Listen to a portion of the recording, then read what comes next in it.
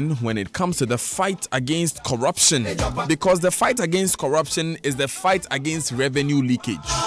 The more money we lose to corruption, the more there is the need to charge higher taxes. That's the kind of conversation we are going to have today on the Super Morning Show. This is Corruption Watch. And there's no such thing as too much TV entertainment. And to prove that, DSTV is giving you an entertainment overload. From now till the 31st of July, MultiChoice has introduced an 18-day open viewing period of its Super Sports channels to active DSTV customers at no extra cost. Active DSTV customers would also enjoy and access various additional kids channels to delight young viewers just in time for the coming school holidays. This open viewing period is part of MultiChoice's ongoing activities to reward active DSTV and GoTV customers' loyalty by treating them to an exciting television viewing experience of content on higher tier bouquets. So get connected or stay connected and enjoy an entertainment overload. For inquiries, call 0302 740 540. DSTV, feel every moment. Are you interested in pursuing an MBA while you work? Don't miss out on getting enrolled this October. Start your postgraduate studies with Lancaster University, Ghana, and earn a British University degree with pedigree right here in Ghana. Come find out everything you need to know about our executive MBA program and modules on Thursday, 19th of July from 5:30 p.m. at an executive cocktail hosted by Lancaster University, Ghana at our ANC Square campus. To find out more or register for the event, please call on 0302 747 700 and start your future with Lancaster University. Text messages are brought to you by Afrodan. Your back must last you a lifetime, and Glyco Travel Insurance Policy. We cushion you for life. Afrodan is offering you today the most comfortable chair in the world, period. The Nightingale Extreme Comfort Chair. Just go to Afrodan on the first floor of the Swansea Shopping Arcade and feel this chair. You will be amazed. Let's go for the Joy Business Minutes now, and then Corruption Watch continues. Hello, it's midweek. Welcome to the Joy Business Minute. It's Karen and Daryl, and these are the latest stories. Finance Minister's plan to increase the VAT rate to help deal with revenue shortfalls has been dashed. An emergency cabinet meeting chaired by President Akufo-Addo rejected the proposal to increase the rate from 17.5% to 20%. While others are pushing for tax cuts in the upcoming mid-year review, some government agencies are looking forward to additional funding. The Agric Ministry, for instance, says it needs more funds to support some initiatives it is undertaking for the sector. The Monetary Policy Committee of the Bank of Ghana this morning begins its regular rounds of meetings to assess the status of the economy. Some of the issues that would dominate discussions for the next 3 days would be current developments in the banking sector. And Royal Bank has indicated that it's indeed in talks to merge with another bank very soon. This follows reports linking NIB and ADB in this planned marriage, while Royal Bank has denied. We may just have an idea which bank Royal Bank is in talks with. Stay glued and we'll bring you more at 3:06. Joy 99.7 FM. That was the Joy Business Minutes. Welcome back to Corruption Watch. Let's begin with today's show. Remember, the partners for Corruption Watch are Ghana Center for Democratic Development, CDD Ghana, Ghana Integrity Initiative, GII, Ghana Anti-Corruption Coalition, GACC, Joy FM, Africa Center for International Law and Accountability, ASILA. And you can follow us on social media. On Facebook, we are Corruption Watch Ghana. On Twitter, Corruption Watch at CW Ghana. Instagram, Corruption Watch _GH. Our website is stopcorruptionghana.org. The hotline is 055-453-6586. The WhatsApp number is 055-453-6295. Hashtag Wanamoni, hashtag Ghana Bre. Our Corruption Watch is sponsored by Strengthening Action Against Corruption Stack. Today we'll feature only one of our 6 segments, and that segment is Anti-Corruption School.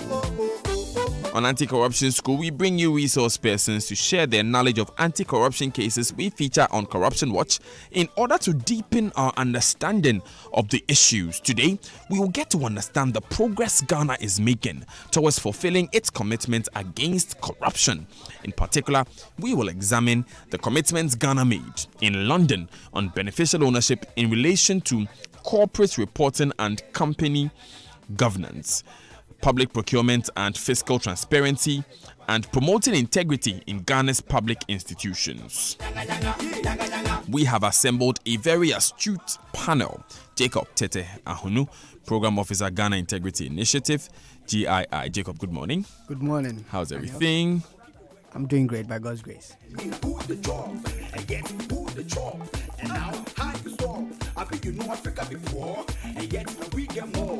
So apart from Jacob Tete Ahunu, we also have Dr. Valentin Menta, a professional accountant, auditor, and researcher. Good morning, Doc. Good morning. Hope all is well. Good morning, Daniel. Yeah, thank you. Awesome. Mrs. Rhoda Appiah is also here, Head of Corporate Affairs and Administration, Public Procurement Authority, PPA. Good morning, Mrs. Good morning, and good morning to your listeners. Great to have you. We have viewers as well. We are on Facebook and on YouTube. Awesome. Mrs. Domtier Sapong, Principal State Attorney, Registrar General's Department, will also join us on the phone lines.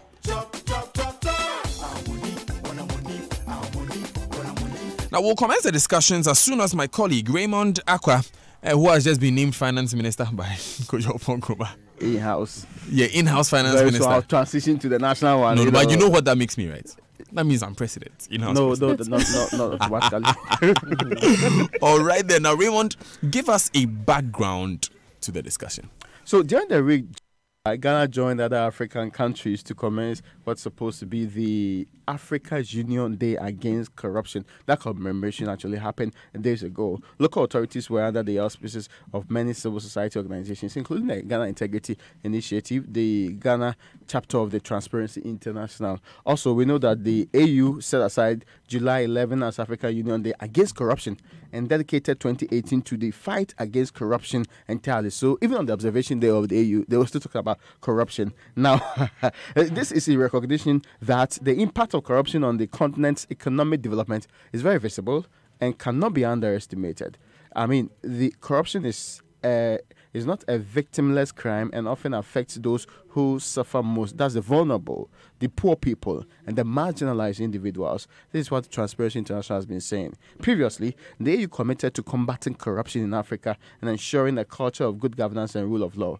This commitment is embodied in a number of AU treaties, including the AU Convention to Prevent and Combat Corruption, AUC PCC, adopted in 2003, the Africa Charter on Democracy, Elections and Governance, which was also adopted in 2007. The other one you should know is that the African Chapter on the Values and Principles of Public Service and Administration, that one was also adopted in 2011. And there's also one on the Africa Charter on the Principles of Decentralization, Local Governance and Local Development, adopted in 2014. Beyond this, Ghana, as a member country of the AU, made commitments at the UK Prime Minister's Summit on tackling corruption. At that summit, held in May 2016 in London, Ghana made 11 specific commitments. Already, we know that since 2012, Ghana has developed a National Anti-Corruption Action Plan, the NACAP, popular NACAP, which is supposed to span 2012 to 21, actually constituting Ghana's national framework to drive anti-corruption activities over a period of 10 good years. Now, this plan is consistent with the global trends of developing a blueprint to guide the implementation of anti-corruption strategies to enhance what's supposed to be national integrity systems. Daniel. Many thanks, Raymond. Now, a lot has been done, as Raymond just spelled out. Now, I'd like to remind you that our focus for today is that we'll get to understand the progress Ghana is making towards fulfilling its commitments against corruption. What that means is that we are going to understand the strides Ghana is making towards making sure that when we pay taxes, the taxes are not wasted. It's not like, else we will be like we are fetching water into a basket, which is what really we've been doing for a while. Let's face it. I'll give you some figures to prove that shortly. But let's get on with Corruption Watch, shall we? We'll be examining the commitments on beneficial ownership in relation to corporate reporting and company governance, public procurement and fiscal transparency, and promoting integrity in Ghana's public institutions. Now, we will begin the anti-corruption school segment by going on the phone lines for a quick interaction with Ms. Domtie Sapong, a principal state attorney at the Registrar General's Department. And she has joined us. Good morning, Ms. Sapong. Thanks for joining us. Good morning. To begin with, how did the Registrar General's Department position itself to meet government's commitment on beneficial ownership as the London Summit in 2016? Thank you. Thank you for having me. As you are aware, Ghana made some commitments at the UK Summit in 2016. And one of the commitments was that Ghana was committed to preventing the misuse of companies and legal arrangements to hide the proceeds of corruption. So clearly, as a result of this, it became clear that the Companies Act, that's Act 179 of 1963, would be the best place to keep this register, as we already keep information on companies registered in the country. In order for us to understand well, sorry to step in, but in order for us to understand well your role in this, help us understand what is beneficial ownership. Beneficial ownership is actually the individual who stands to benefit from a company, the person who holds substantial interest in it. So it doesn't just mean the people who own the company on paper. Maybe my brother owns this company, or I am closely linked with the person who owns this company. That makes me a beneficial owner?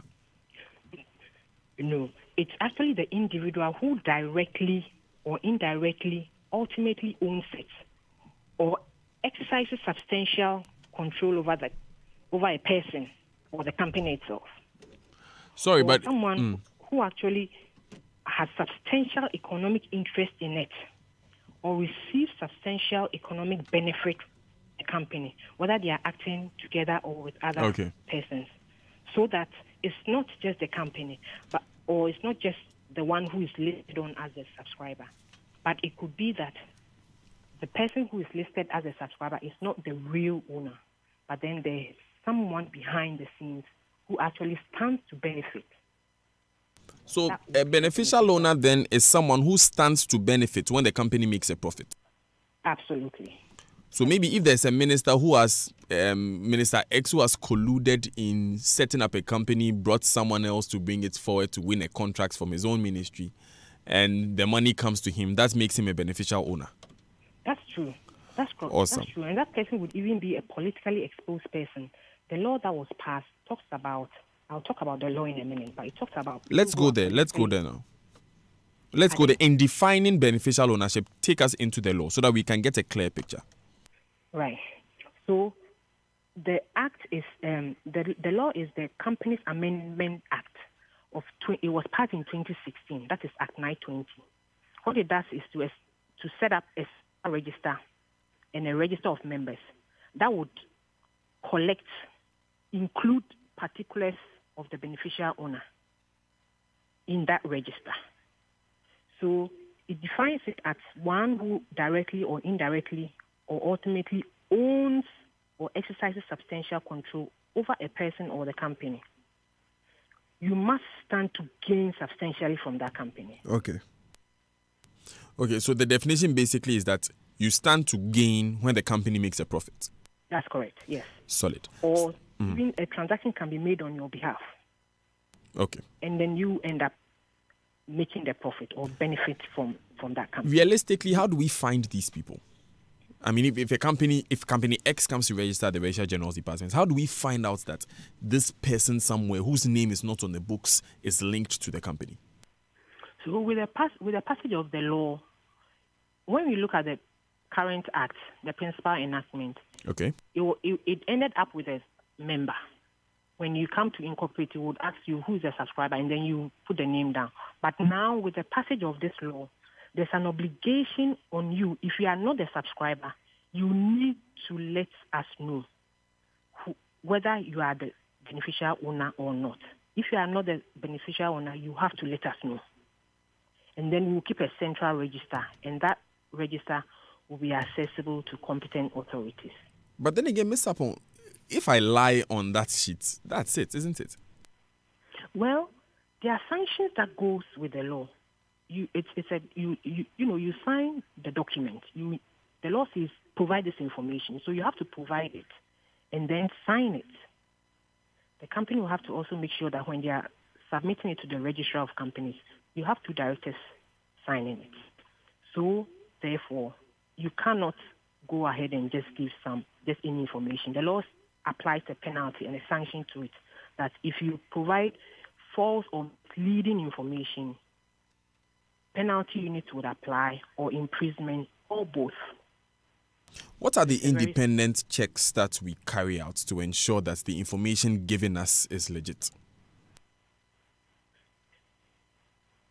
Currently, when each person has a TIN number, each member of the company, okay, secretaries or officers, they all have a TIN number, and then at the time that you are coming on board, you have a TIN number, so GRA does a check on your ID that will be provided, because one of the information that will be you need to provide here is your proof of identity. You have to show your nationality and proof of identity so that we can verify that information. So yeah. Yes. Yeah, but then does the RGD, for instance, liaise with the police to investigate? Are there any steps that we take to verify and independently check the information that we are given? The law says that we shall collaborate with competent authorities for the purpose of maintaining, verifying, and updating the register, so that in working with the competent authorities, that means agencies that deal with combating money laundering, the police, the FICs, the YOCOs and stuff, they can also prompt us. Okay. If the data they can assist us with verifying. So have those measures been put in place already to apply, the registration measures and then the collaboration with the security agency so the information can be verified? Have those been put in place? We are still working on it. Okay. The law was passed. We've had several stakeholder consultations with our donor partners who have approached us to assist us, because this is really new to us. So we need to understand it. We've had a consultant come to do a needs assessment and then scope our processes on how we collect data, how we process them, how we store them, how we're even going to disseminate it, and in the future maybe how to fuse it with other registers. So we are doing that, but it all boils down to money. We need a lot of funding to do that. We have to change our forms. We have to look at how to upgrade the software to even receive this information, and then also to maintain the software. So we are doing that. We have to sensitize the general business community on all this. So steps are being taken very soon. We hopefully we can start collecting that data. But how soon is very soon?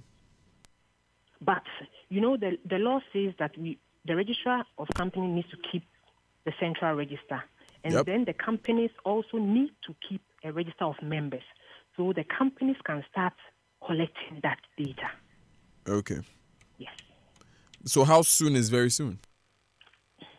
We are still working on it. It's all down to funding. We were still talking last week. We are still talking this week, so that very soon, because it's an obligation that needs to be met. I think we have the legal framework. There's a commitment from government and our stakeholders. The Registrar of Companies herself is very, very committed. We are meeting every day.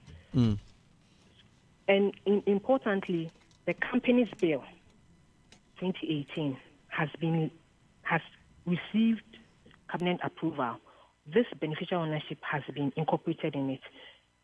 We need regulate, so once it's passed, then everything will be smooth. But then, regardless, we need to go on. And we also need regulations, to assist us in doing this. But we think in the very near future. Domtie Sapon, thank you very much for joining us this morning. That was Domtie Sapon. She is a state attorney at the Registrar General's Department. Remember, this is Corruption Watch on the Super Morning Show on Joy 99.7 FM. Today we are looking at the progress Ghana is making towards fulfilling its commitments against corruption. We've examined the issue of beneficial ownership, which deals with, finding out who stands to gain when companies in Ghana make profits. It's a way of checking, conflicts of interest and really tracking corruption, what have you. We'll be looking at corporate reporting and company governance, public procurement and fiscal transparency, and promoting integrity, in Ghana's public institutions. Jacob Tete Ahuno of GII is here. We would appear of Public Procurement Authority is here. Dr. Valentin Menta, a professional accountant, auditor, and researcher is here. What we'll do is I will pick all of these one by one and we'll try and break them down so we can get a full appreciation of it, and then we can evaluate where we are.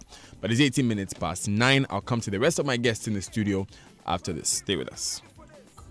Time waits for no man. The future belongs to the brave. Nothing comes without a fight. Fight for a better future. Fight to change the world. Make your mark at Academic City College with its new campus in Hacho Accra. With activity-based learning and premium teaching talent, take your education beyond the theoretical classroom. Visit www.accghana.com. Admissions open now for September 2018. Academic City, unlocking potential, one leader at a time. Hello, madam. Mommy has malaria. She said I should come and buy Hexapin and Agazone and Talumodino Nabutolosis. Hey, Beo, this malaria and you are stressing like this? Get Novamita. Novamita kills malaria parasites and comes in a special pack that fits into your pocket, wallet, or purse, so you never forget your daily dose. And if she has resultant anemia, give her 3FA. 3FA is a blood tonic. Always get tested for malaria before taking medications. If you are pregnant or a lactating mother, seek medical advice first. If symptoms persist after 3 days, consult your doctor. Novamita and 3FA is manufactured and distributed. Locate them at Osu at number 3 Okodan Street or call 054 31 71 894. Novamita, sort with malaria one touch. Any 3FA, anemia, away. Novamita. Shower to kill malaria.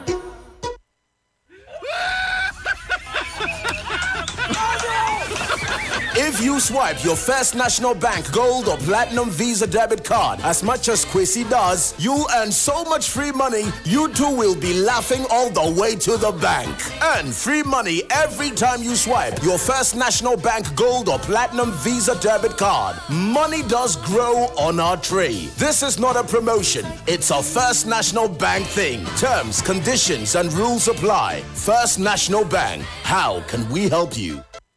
Hi, I'm Karen Nakamba, a Zambian student of Blue Crest School of Fashion and Design. I started my boutique few years back called Africa Wala, and soon I realized that there is a huge difference between sewing and fashion design. Now I proudly call myself a designer, and thanks to Blue Crest School of Fashion and Design for making me what I am today. I believe my commitment coupled with professional training from Blue Crest is the key to my success. Watch me at the Mercedes-Benz Fashion Week 2018. Choose Blue Crest College. For admission, call or WhatsApp 0263 011 390 or 207-783. Visit our website bluecrest.edu.gh. Blue Crest College, education for life. Solar Tech, the power to protect.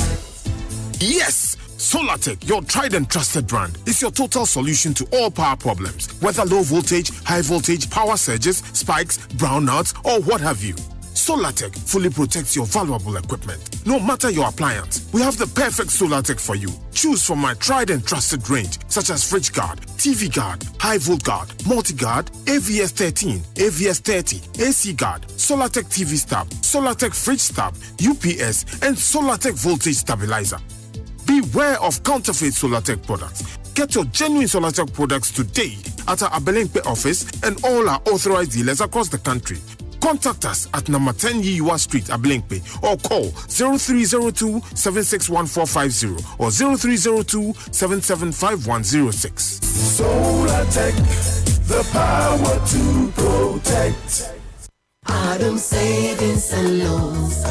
They say life is harder than a rock. We say Adumunti, give life your best shot always. They say it is too difficult to meet everybody's needs. We say Adumunti, we have taken the time to understand you, the investor, the importer, the salaried worker, and even the youngster. Adum Savings and Loans is that friend who is truly on your side. For enquiries, call us on 030-220-8066. Adum Savings and Loans. Oh yes, your light of hope. Hey, nowadays there's also new things, so I know they wreck yourself. This small shadow way they talk. You see, I kind of hot. Sir, why they enjoy some cocoa drink like that? Hey. Why, you know chocolate? Chocolate that? Where? It change, oh. I know wreck cry. I know. Chocolate get this hot new look, and it be the same great taste. Madam, you're gonna hot why? Mambako. Yeah, kinda hot. Chocolim now comes in a hot new look, same great taste. Also comes in a 20-gram sachet. Chocolim, enjoy the taste, feel the goodness. This advertisement has been approved and vetted by the FDA. Morning Show. Yeah, Sydney, yeah. Je suis arrivé. Qu'est-ce que c'est 23 minutes past 9 on the Super Morning Show on Joy 99.7 FM. If you just tune in, you have missed quite a show.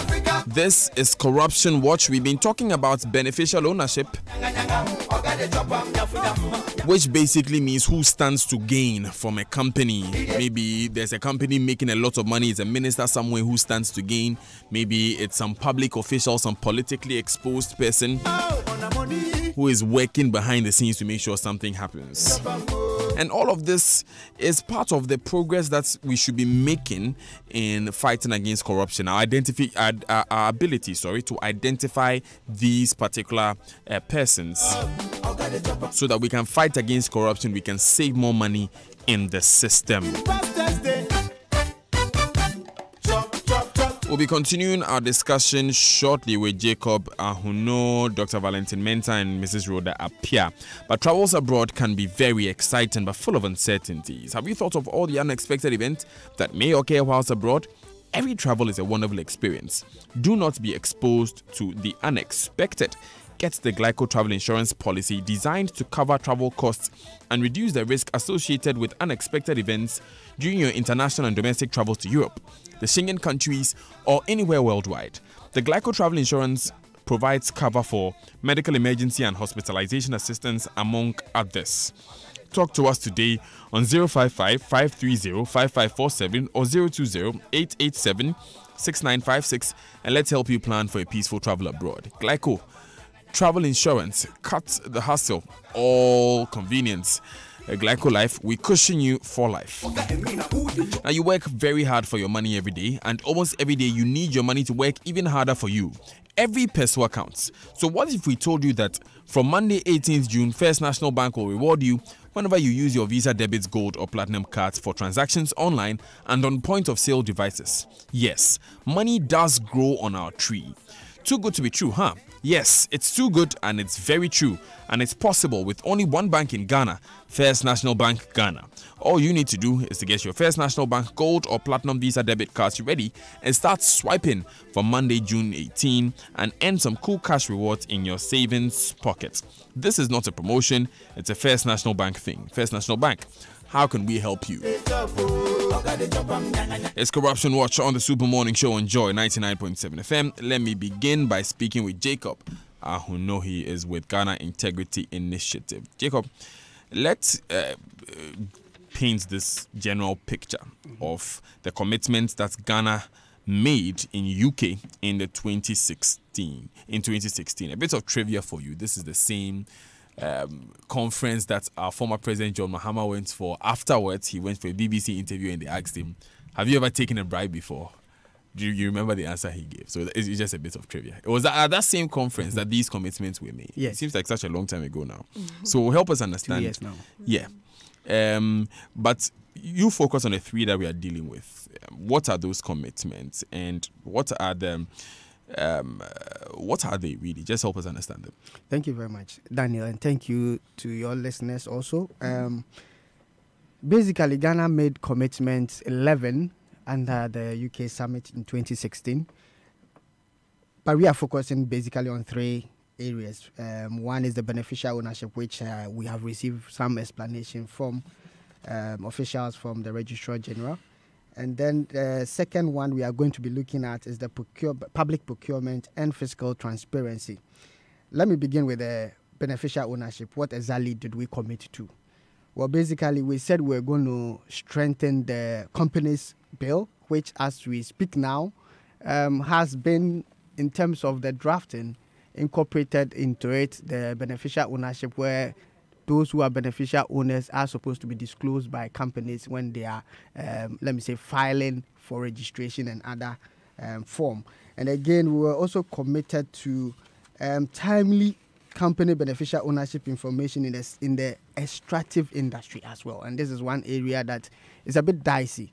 The Transparency International's assessment of the various commitments that was made during the summit was that in Ghana's regard, when it comes to beneficial ownership, this was new in terms of the commitment we made. It was new, it was ambitious, but then somehow it wasn't so concrete because there were room for improvement, especially because we said the standard of the beneficial ownership was going to be in accordance to open data standard.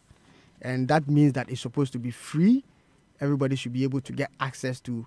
And if you recall in your question, the lady from the Registrar General was, when you were asking whether or not, how do we verify the information we get? This was going to help in terms of making the information standard in terms of the open data standards. Because when it is open and everybody get access to it, let's take what I call the Joy FM grown experience, where Manasseh's investigation into sanitation issues brought up some form of names which companies we would hitherto think they are independent and different companies. Yeah. But it ended up being that it was owned by one person. So if it is open, such incidents could happen and people could point out and say, well, the list of beneficial owners under this company is listed in the Ghana under the Ghana Registrars Department are being owned by one person, but that has not been disclosed. So in a way, that is one of the key things that we are expecting the office of the Registrar General to make sure that we have been able to meet. Then let's look at the public procurement and fiscal transparency. And that Ghana made key commitments. There are 3 of them here. The first one is to enact a legislative instrument for the effective implementation of the new Public Procurement Act. So we have a new Public Procurement Act, but we are yet to have a legislation, or better still, a guideline to implement the law. And then we're again committed to working towards government public procurement open by default, making it open by default in terms of if there are contracts that are out there, everybody should know by going to the internet, or let's say their website and other things. And I'm sure my sister would throw more light on that aspect. And again, this was also meant to meet the open contracting data standard. So then that is why it's supposed to be open, because there's a standard that we needed to meet. The final commitment under the procurement, public procurement and fiscal transparency was the Ghana's continuous effort to make public list of blacklisted companies and suppliers. And again, this means that if companies who indulge in corruption trying to use the procurement system are found out, based on guidelines or procedures, they are supposed to be blacklisted and made known. Right. So that is that commitment we made. Then finally, we have the promoting integrity in our institutions. And here the key focus was on the anti-corruption agencies, but as well extends to all other public sector institutions. Right. This again is one of the commitments that was not new. It's something that we have been fighting to do, especially under NACAP. And again, with the new quest from civil society fighting for the right to information, these are things that we believe would help with promoting transparency in public institutions. Thank you so much, Jacob Tete Ahuno. Let's go straight to Rhoda now. Rhoda Pia speaks for the Public Procurement Authority. So we've heard a number of the commitments that governments were supposed to make. in terms of open contracting and what have you. Just hand me that. Yes, thank you very much. And how far have we come in applying these, in implementing these commitments? Sure, thank you, Daniel. The Public Procurement Authority, today, this morning, as we look at the commitments that were made in the UK in 2016, has been able to make quite a number of inroads. First of all, the enactment or the amendment to the Public Procurement Act 2003 has been done. In the year 2016, we had the amendment to the Act passed. In that amendment, quite a number of things were taken care of. For instance, the increase in the thresholds of the various approving authorities were done. There was the categorization of entities to be able to streamline their work. Again, the issues about sustainable public procurement were provided for in the law, and then issues about electronic government procurement. At the just ended conference that was held by GII to look at these issues, we had the opportunity of telling Ghanaians some of the efforts that we've made in the area of electronic government procurement in our bid to make public procurement a lot more transparent. Okay. And I want to use this opportunity to share more light on the e-procurement that is being done. Before we go there, can you give us some information on what has been done in the area of open contracting? It is related to that. So if you permit it's related me. to e-procurement. Sure. Oh, okay, thank you. So in terms of electronic government procurement, now with respect to Section 49(4), it's sufficient provision has been given to the use of electronic government procurement, and that is where we have started from. But indeed, the whole exercise of getting Ghana to go electronic with this government procurement system started way back in 2012. That happened when we had PwC hired as a consultant to guide the nation through the process. We ended up in 2017 with the engagement of an application service provider in the person of European Dynamics, who are in the process. They've actually finalized work on the systems requirements specifications. We just ended a UAT, a user acceptance test, with the 6 pilot entities last week, Friday, at GIMPA. Presently, this week and the weeks to come, these entities are supposed to do their own self-test with the system and get back to these developers on any hiccups that they may find. But per the project timelines we have, come September, in 2 months' time, we are planning to hold an extensive training workshop for all these pilot entities, the 6 of them, in addition to all their suppliers who will engage in procurement at these institutions. And then in October, electronic government procurement will go live.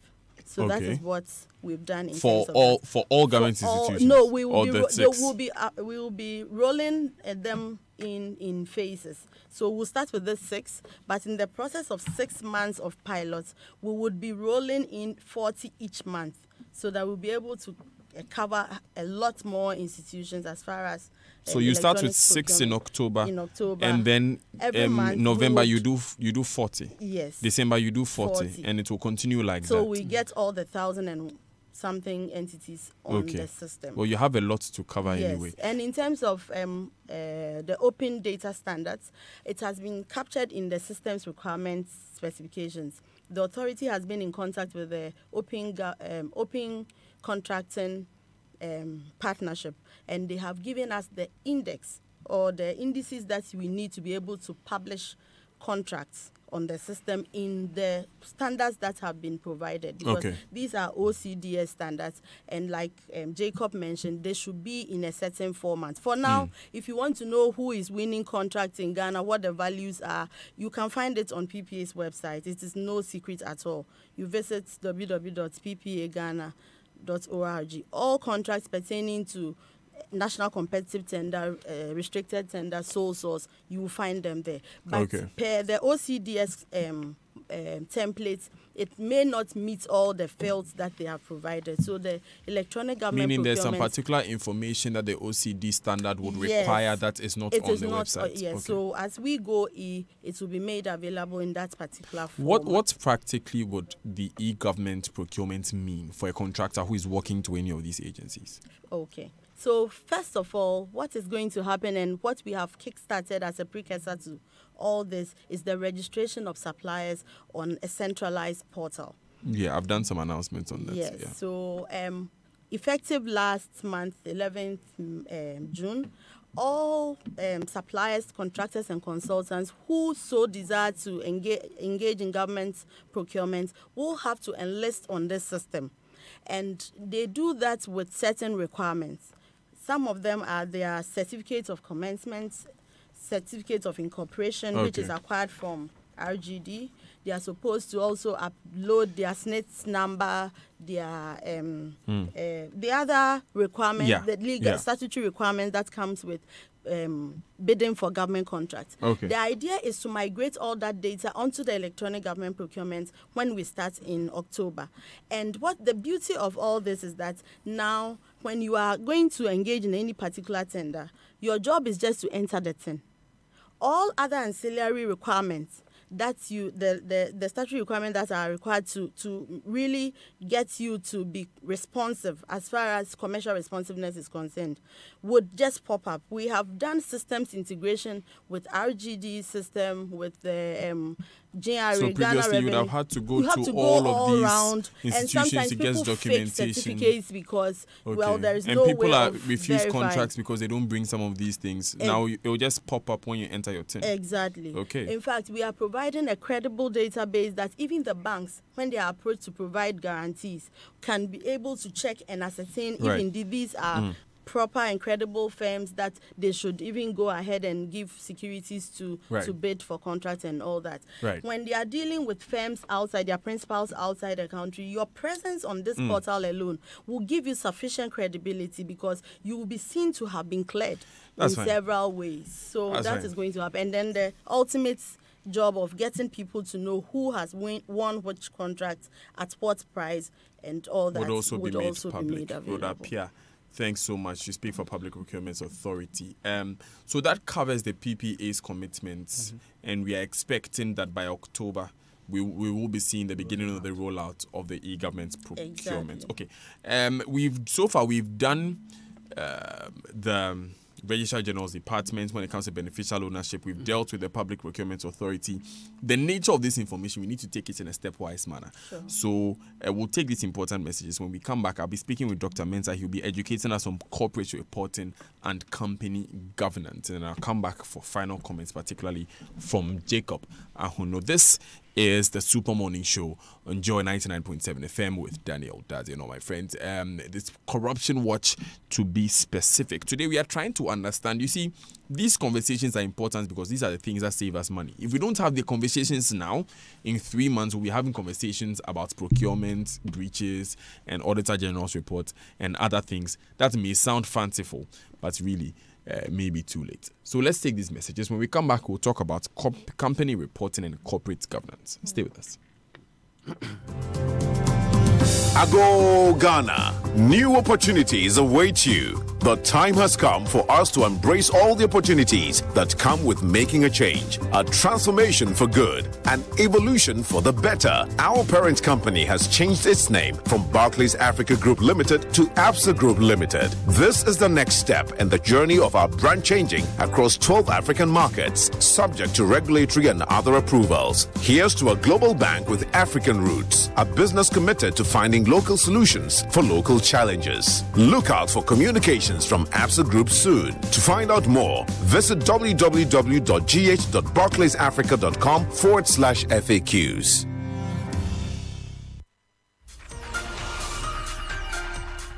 Strong Technologies has available on the market its state-of-the-art digital combo high-definition PVR decoder with exceptional internet features. Model SRT4962i, in addition to the market leader satellite decoders, model SRT4955V and SRT49508. Enjoy your favorite and entertaining multi-TV channels on satellite, in addition to a wide range of local channels on digital terrestrial, and a whole lot more in the best of picture and sound quality. With record and time shift functions, you won't miss your favorite program. Just record and play back anytime. With RF out feature, you can connect 2 TV sets and also access internet applications via a 3G modem, LAN or Wi-Fi. Get the SRT4962i combo, SRT4955B and SRT49508 satellite decoders with a free 5 feet HDMI cable at an unbelievably low price from any Strong accredited dealer, and enjoy 30 months warranty against manufacturing defects. Beware of fake and unaccredited decoders. For assistance, please contact 0247 888 888. Strong, not just by name. What's a holiday in South Africa like? Best thing ever. I've just faced my fears, man. This is the adrenalina time, you know? Bye-bye!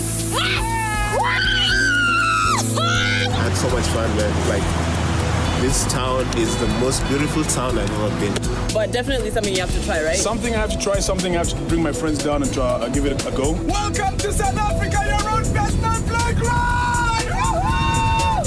We can't wait for you to experience what we love most about our country. Go to southafrica.net to book your dream holiday today. Allow us to indulge you. South Africa, inspiring new ways. I am Dr. Acacia. Acacia gives your workers the best customer service and treatment options when the need arises, keeping them healthier and more productive for your business. Acacia Health Insurance. We place value on those you value. Mr. Boschman, with all these computers, servers, and electronic equipment, I know they see one cable for the floor crack. Charlie, you be right too. We dey use raised access floors from Interface, so all the cables they hide under the raised access floors. So this be the solution to the plenty cables where they my computer room for office. Accountant, call Interface now. If you're involved in new property development, renovation, or decoration, the right place for you is Interface Limited. Call us on 0274-999999 or visit our website at www.interfacelimited.com.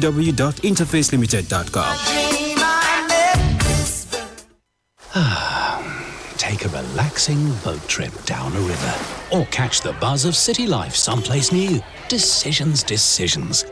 What's next on your must-see list? Create endless memories with our special fares in Emirates Economy and Business. Book by 23rd July 2018 for travel until 31st March 2019. Contact your travel agent or visit emirates.com/gh. Conditions apply. Fly Emirates for a world of good times.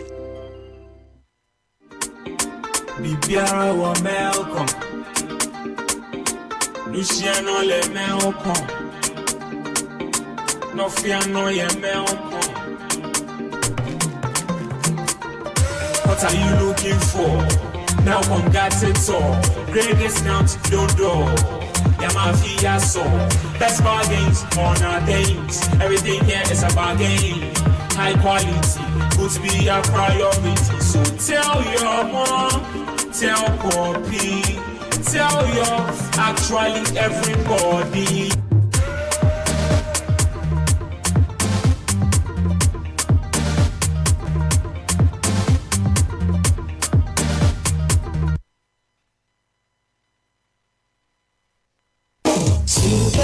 Morning Show.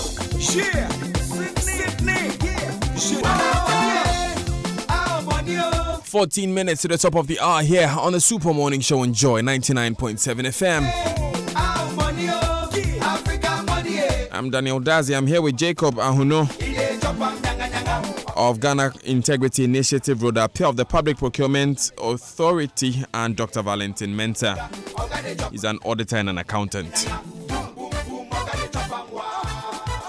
We've been talking about practical steps that Ghana can take to prevent corruption in the Public Procurement Authority, in the Registrar General's Department. And now we are going to talk a bit about corporate governance. What corporate governance measures do we need to apply to prevent corruption? So I'm going straight to Dr. Mensah on this one. But before that, Kingdom Books and Stationery now offers a 30-day credit facility with no interest charge. We deliver free within Accra, Tema, and surrounding towns. Call us on 0302-764-101 or 762-307 or visit kingdomgh.com. So the question really is... kingdomgh.com. Kingdom Books and Stationery Limited, your number one stop shop for all office essentials, stationery and furniture.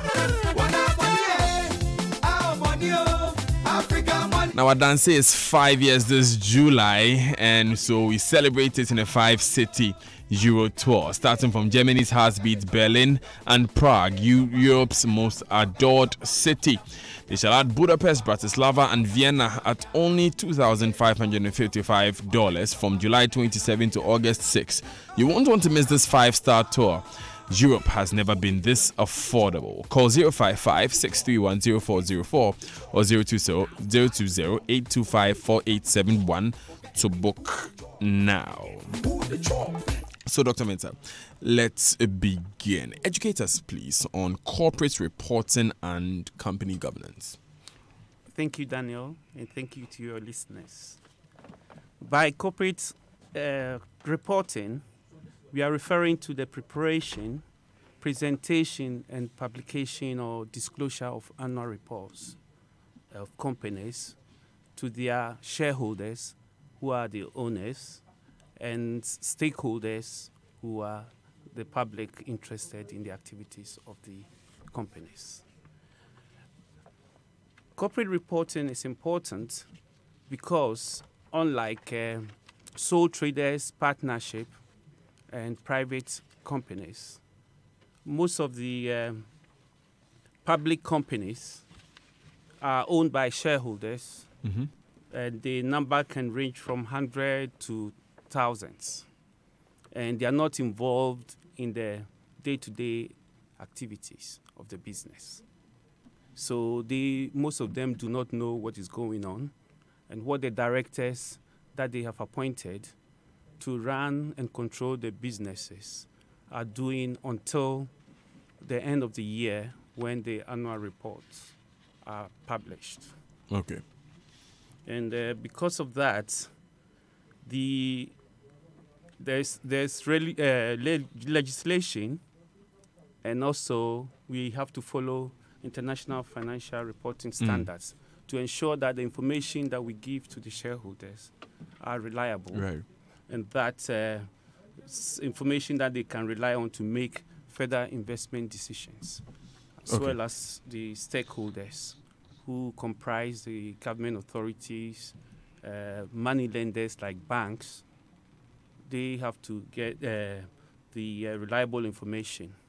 So when you talk about corporate reporting, we have a lot of regulation surrounding involved. Yeah. Yes. Definitely sounds riveting. Now, given what you know about the Ghanaian system, would you say we are efficiently addressing corruption in the private sector? Unfortunately, I would say a big no. I would say a big no because our laws addressing corruption in the private sector are quite old. If you look at the Companies Act, which is very important for regulation of corruption or the activities of businesses in the private sector, it was enacted in 1963, and it has not benefited from significant revisions since. And, I've heard that in 2016, we tried to revise in order to align with the beneficial ownership. And even that, we all know that it was passed but not implemented. And if you look at the Companies Bill 2018, that is being presented to Parliament, there are few areas that will confirm that the bill will not be far-reaching. Okay. And when passed, it will not address most of the issues. Give us one of these areas. So, for example, I will start with the preparation of accounts or corporate reporting, as we are talking about. For if you look at books of accounts that we need to prepare financial statements, the bill is not asking for the preparation of statements of stock or statement of stock holding or stock taking. Because our Companies Act was enacted in 1963, at that time we didn't experience, the world didn't experience a lot of fraud on inventory. Okay. But since the mid-60s, the world experienced the fraud which related to the oil swindle, and that fraud was massive. So since then, there has been a need for that. To ensure that happens. So there would probably be a need to introduce that sort of legislation. Yes, it's very important. Very important because as we stand, if a business or a senior manager is preparing the financial financial statements, and the person is not ethical, the person needs to prove that he or she has a good balance sheet. Very important to show that you have a good balance sheet, which is also used to source loans. Okay.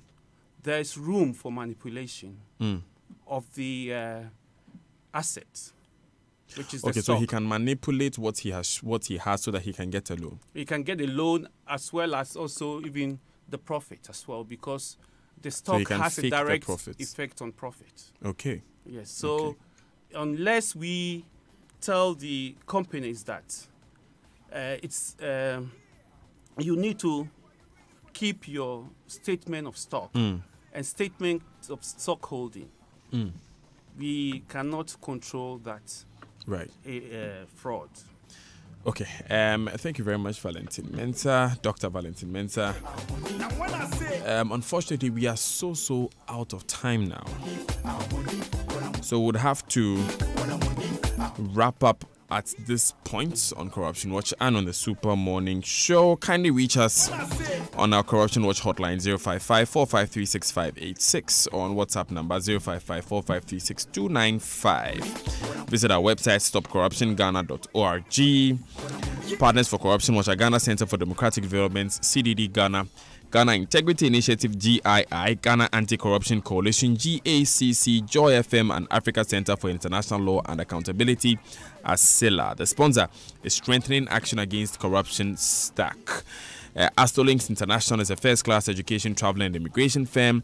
Support you to process your application for visa and admission in countries like Australia, in Europe, and the USA. Locate us at 52 Fanofa Road, Kokomlemie near Joy FM, or call 0244-502752. Astolinks International, your pathway for success. Now, Ochame Kwame Foundation is organizing a walk in collaboration with MDS Lancet Laboratories on 28th July. That's World Hepatitis Day. The purpose is to sensitize Ghanaians about the dangers of hepatitis. Media partner is Joy FM, powered by OK Communications, endorsed by the Ministry of Health. To join the walk, call 0544-355-777. We'll have to wrap up today's Super Morning Show on this point. Thank you very much, Jacob Tete Ahuno. Unfortunately, we will have to end it here. Thank you very much, Dr. Valentin Mensah. Thank you very much, Mrs. Rhoda Apia. I'm Daniel Ndaze. Thank you so much for doing the listening. Have yourself an amazing day. We'll be here tomorrow. Welcome to South Africa, your own personal playground. Welcome.